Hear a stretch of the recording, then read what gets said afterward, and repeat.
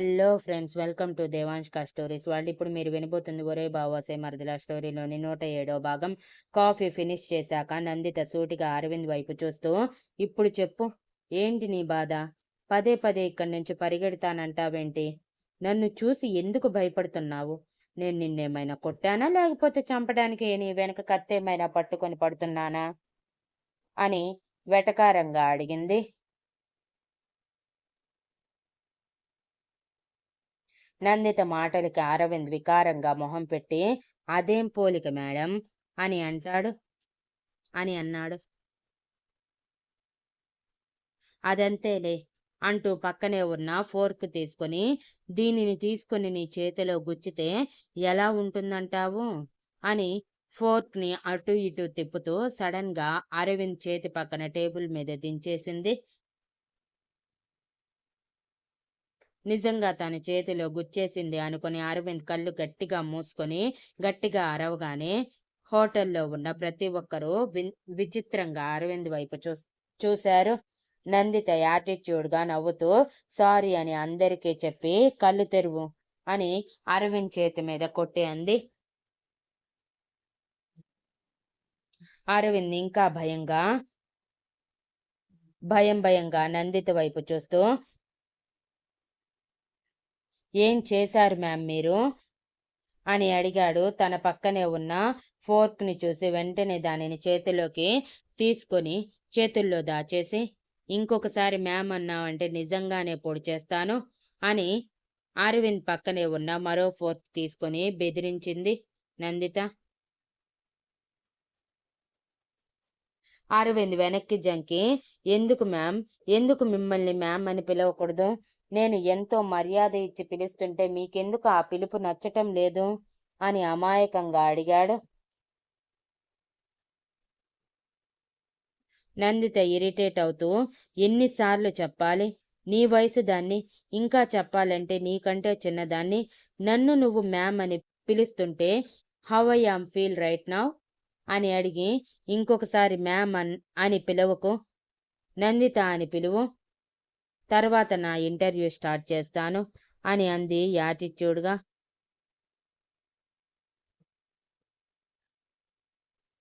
అది కాదు మ్యామ్ అని అరవింద్ అనేలోపు నందిత ఫోర్క్ తీసుకెళ్ళి కరెక్ట్గా అరవింద్ కళ్ళల్లో పొడిచే 2 ఇంచుల దూరంలో ఆపి, ఇప్పుడు పిలువు మ్యామ్ అని గుడ్లూరిమి చూస్తూ అంది. అరవింద్ భయపడిపోయి, అనను ప్లీజ్ నందిత, ఫోర్క్ తీసే, ఎక్కడ గుచ్చుకొని గుడ్డివాడినవుతానేమోనని భయంగా ఉంది అని తల వెనక్కి అని భయంగా అన్నాడు. దాట్స్ గుడ్ అని నందిత ఫోర్క్ తీసి కింద పెట్టి, నీకెందుకు నన్ను పెళ్లి చేసుకోవటం ఇష్టం లేదు అని సూటిగా అడిగింది.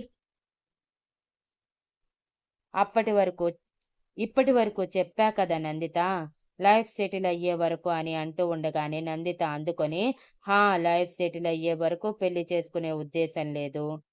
నీకంటూ గుర్తింపు రావాలి, ఆ గుర్తింపు వచ్చాకే పెళ్లి వైపు మొగ్గు చూపుతాను అంటున్నావు అంతే కదా? మరి నా డెసిషన్ తెలుసుకోవా? మొహాన్ని నువ్వంటే ఇష్టం లేదని చెప్పి వెళ్ళిపోతున్నావు అని మొహం మొత్తం ముడిచి అంది. అయ్యో నందిత, నేను అలా అనలేదు, జస్ట్ నా అభిప్రాయం మాత్రమే చెప్పాను. గా మీలాంటి పెద్దవాళ్ళ నుంచి రిజెక్షన్ వస్తే మాలాంటి మగవాళ్ళు తట్టుకోలేరు. మాలో ఇంకా కసి పట్టుదల పెరిగి ఎంత త్వరగా వీలైతే అంత త్వరగా మాకంటూ ఒక ఫేమ్ తెచ్చుకోవాలని అనుకుంటాము.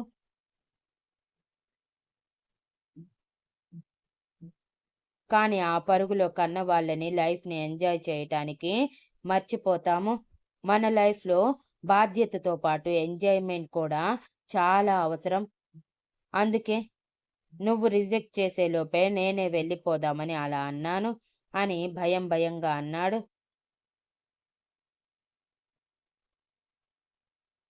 ఓకే, నీ రీజన్ బాగుంది. ఫర్ సపోజ్ ఇప్పుడు నేను ఒక మిడిల్ క్లాస్ అమ్మాయిని అనుకో, నీ కళ్ళకి చూడగానే నచ్చాను అనుకో. ఇప్పుడు సడన్గా మన ఇద్దరికి పెళ్లి చూపులు అనుకో. అప్పుడు నన్ను చూసి నీ ఫీలింగ్ ఏంటి అని కళ్ళు మూసుకొని చెప్పమని అడిగింది నందిత. అరవింద్ కళ్ళు మూసుకొని నందితని మొదటిసారి చూసింది గుర్తు చేసుకొని తన కళ్ళల్లో వచ్చిన స్పార్క్ గుర్తు చేసుకొని, అలాంటి అమ్మాయి నా స్మోల్మేట్గా వస్తే అబ్బా లైఫ్ అంతా హ్యాపీనే అనుకుంటా నందిత అని కళ్ళు తెరిచి అన్నాడు. కదా, ఇప్పుడు నేనేమైనా నీ ముందు నాకు డబ్బుందని గర్వం దర్పం చూపిస్తున్నానా? లేదు కదా. మరి నువ్వెందుకు నా వెనుకున్న డబ్బుని చూస్తూ నేను ఒక అమ్మాయిని అన్న విషయాన్ని మర్చిపోతున్నావు అని సీరియస్గా అడిగింది నందిత. చచా, అలాంటిదేమీ లేదు నందిత, జస్ట్ చిన్న భయం వేసి అలా చెప్పాను అని మొహం చిన్నగా చేసి అన్నాడు అరవింద్. అయితే ఇప్పుడు నేను నీకు నిజంగా నచ్చానంటావు అంతేనా అని తిప్పి అడిగి అరవింద్ని కన్ఫ్యూజ్ చేస్తూ మనసులోనే నవ్వుకుంటూ అడిగింది.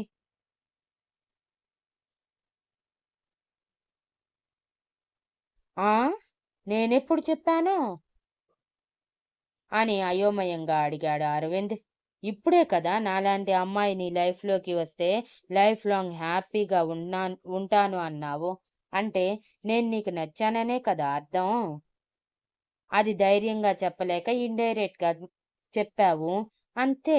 నేను అర్థం చేసుకోగలను, పర్వాలేదు అరవింద్ అని యాటిట్యూడ్ చూపిస్తూ అంది నందిత. 1 మినిట్ నందిత, నేను కన్ఫ్యూజ్ అవుతున్నానా లేక నువ్వే కన్ఫ్యూజ్ చేస్తున్నావో నాకు అర్థం కావట్లేదు. బట్ నేను ఇప్పుడు పెళ్లి చేసుకోవటానికి సిద్ధంగా లేను అని సీరియస్గా అన్నాడు అరవింద్. ఓకే, అయితే అప్పటి వరకు మనం కలిసి ట్రావెల్ చేద్దాం. ఎలానో నువ్వు నేను కలిసి వర్క్ చెయ్యాలి కాబట్టి ఇద్దరం ఒకరి గురించి ఒకరం తెలుసుకుంటూ నువ్వు కావాలనుకున్నంత సమయం వరకు మనం ఒకరికొకరం సెట్ అవుతామో లేదో తెలుసుకుందాం.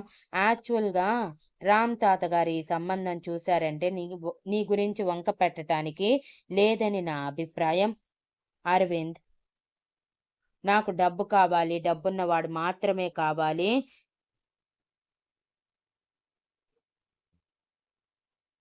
వాడు మాత్రమే నాకు సెట్ అవుతాడు అన్న మెంటాలిటీ లేదు. బికాజ్ ఈరోజు ఉన్న డబ్బు రేపు ఉంటుందన్న నమ్మకం లేదు. మనలో మనకి ఆత్మవిశ్వాసం, ఏదైనా చేయగలము, ఏదైనా మన ముందు తలవంచాల్సిందే అని నేను గట్టిగా నమ్ముతాను. అంటే ఇప్పుడు నేను నీకు నచ్చానని చెప్తున్నావా లేదంటే నచ్చుతున్నానని చెప్తున్నావా? బాబోయ్, చాలా కన్ఫ్యూజింగ్గా ఉంది నందిత, ప్లీజ్ కొంచెం క్లారిటీగా చెప్పవా అని దీనంగా మొహం పెట్టి అడిగాడు అరవింద్. ఓకే, క్లియర్గా చేస్తాను. యాక్చువల్గా నువ్వు నాకు నచ్చావు అరవింద్. ఏదైనా స్ట్రైట్గా మాట్లాడుతున్నావు. నీ మనసులో ఒకటి బయటికి ఒకటి అంటూ నన్ను మభ్యపెట్టాలని, నా వెనక ఉన్న ఆస్తిని చూసి నన్ను పొగడ్తలతో ముంచేసి మభ్యపెట్టి పెళ్లి చేసుకోవాలని ఆలోచించటం లేదు. అక్కడే నీ క్యారెక్టర్ నాకు నచ్చింది. నిన్న ఉదయం చూసినప్పుడు నీలో కాన్ఫిడెన్స్, నిన్ను నువ్వు నిరూపించుకోవాలన్న తపన నాకు మా నాన్నని గుర్తు చేశాయి. యాక్చువల్గా మా డాడీ కూడా చాలా కష్టపడి ఈ పొజిషన్ వరకు వచ్చారు. ఈ ప్రయాణంలో నన్ను మా అమ్మని కొన్ని రోజులు పట్టించుకున్నది కూడా లేదు. పగలు రాత్రి శ్రమ అనుకోకుండా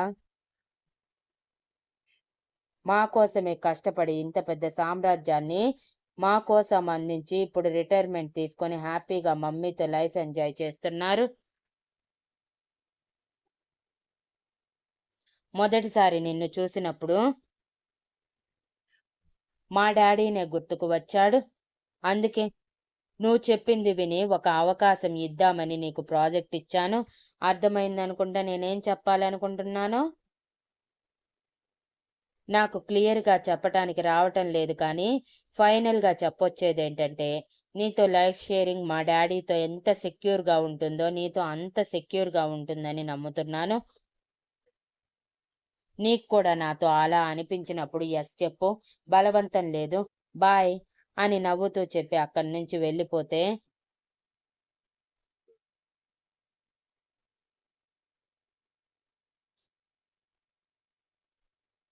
నందిత చెప్పిన మాటలకి ఆశ్చర్యంగా కప్పలా నోరు తెరిచి వెళ్తున్న నందిత వైపే చూస్తూ ఉండిపోయాడు అరవింద్.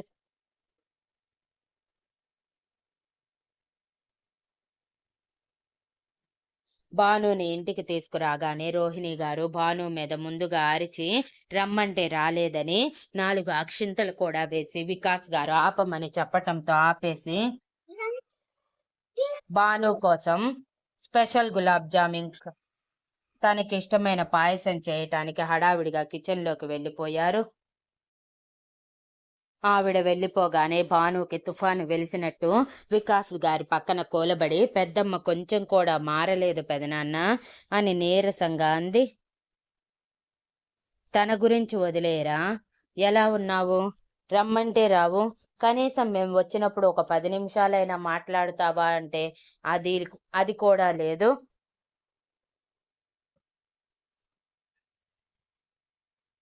ఇక్కడికి వచ్చి ఉండమంటే ససేమీరా వద్దు అని గోలగోల చేస్తావు.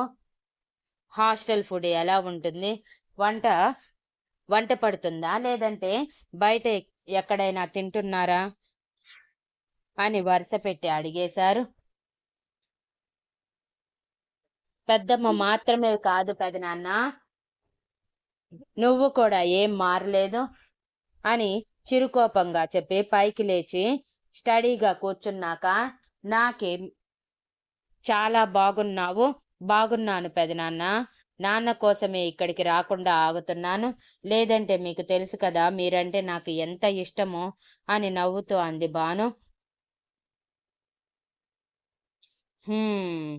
అని ఒక నిట్టూర్పు విడిచిన వికాస్ గారు, అర్థమవుతుంది లే కానీ అప్పుడప్పుడు మమ్మల్ని కొంచెం గుర్తు పెట్టుకొని మా దగ్గరికి వస్తూ ఉండరా, మన ఇంటికి ఉన్న ఒకే ఒక్క ఆడపిల్లవి నువ్వు, మాకు ఆశగా ఉంటుంది కదా నీతో గడపాలని అని బెంగగా అన్నారు. ఈలోపు విరాజ్ ఫ్రెష్ అవ్వటానికి వెళ్ళిపోతే భాను వికాస్ గారిని గారికి వస్తానని మాట వరుసకి చెప్పి ఫ్రెష్ అయి వస్తాను పెదనాన్న అని చెప్పి తన కోసం స్పెషల్గా ఉంచిన రూమ్కి వెళ్ళిపోయింది. ఎప్పుడో ఒకసారి వచ్చినా ఉండటానికి ఏర్పాట్లు చేయటం వలన. భాను వెళ్ళిపోగానే వికాస్ గారు కిచెన్లోకి వెళ్ళి హడావిడిగా భాను కోసం స్పెషల్స్ చేస్తున్న రోహిణి గారి పక్కన నిలబడి, భాను వచ్చాక ఒకసారి పెళ్లి మేటర్ ఎత్తుదాం, రోహిణి తన ఫీలింగ్ ఏంటో మనతో చెప్తుంది కదా, తనకి ఇష్టం లేకపోతే ఫోర్స్ చేయకూడదు కదా అని అన్నారు. తప్పకుండా అండి, కానీ ఇప్పుడు కాదు, నైట్ భోజనాలు అయిపోయాక, లేదంటే ఈ మ్యాటర్ వల్ల భాను డిసప్పాయింట్ అయితే తినకుండానే వెళ్ళిపోతుంది అని అన్నారు రోహిణి గారు. ఓకే మేడం గారు, మీరు చెప్పాక కాదంటామా అని వికాస్ గారు అల్లరిగా చెప్పగానే రోహిణి గారు నవ్వుతూ, వెళ్ళండి, వెళ్ళి పిల్లలతో టైం స్పెండ్ చేయండి అని చెప్పి పంపించారు.